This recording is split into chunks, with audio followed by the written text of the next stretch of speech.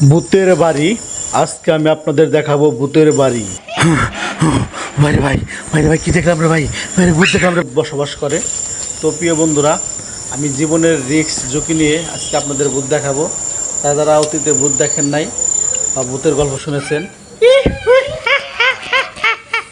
তাদেরকে আজকে দেখাবো ভয়ঙ্কর ভূত, ভূতের বাচ্চা এবং কি ভূতের পরিবার সহ দেখাবো আজকে। তো সাথে থাকুন, ভিডিওটা শুরু থেকে শেষ পর্যন্ত দেখুন। এটা হচ্ছে একটা পুরান রাজবাড়ি, পুরান বিল্ডিং। তো এই বিল্ডিংয়ের ভিতরে কিন্তু ভূতের বসবাস।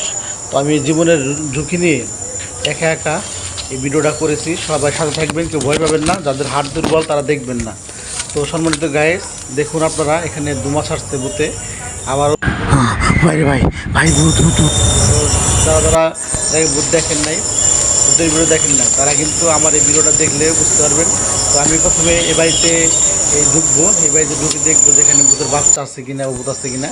তারপরে পাশে যে জমিদার বাড়িটা আছে সেখানে যাবো। কিন্তু অনেক ভয়ঙ্কর জায়গা, দেখুন গাছ শিরশিরে উঠছে, আমার শরীরে পশমগুলো দাঁড়িয়ে উঠছে অন্ধকারের মধ্যে। এই কচু মুচু জঙ্গলের ভিতর দিয়ে রাস্তা, আমি কত কষ্ট করে মানে এগিয়ে চলছি হেঁটে হেঁটে। সবাই আমার সাথে থাকবেন। এটা হচ্ছে সেই ভূতের বাচ্চা, এখানে দেখা গিয়েছিল, ভূতের বাচ্চা এখানে বেরিয়েছিল। তো আমি তার সন্ধানে এসেছি, কারণ আমি এখানে দেখলাম যে সাদা কি যেন দেখা যাচ্ছে। পরে এখানে চলে আসলাম, আবার সেই জঙ্গল পাড়ি দিয়ে হেঁটে চলছি আমি। তো যাই হোক, আমি ভিতরে প্রবেশ করতেছি, সকলে আমার জন্য দোয়া করবেন। হায় হায়, আমার শরীর কিন্তু আসলেই ভাই, শরীরে পশম দাঁড়িয়ে উঠছে ভাই, ভয়ঙ্কর। হায়, এটা কিন্তু আসলে পুরো আমি আমার লাইটের যত আলো আছে সবটুকু দিয়ে আমি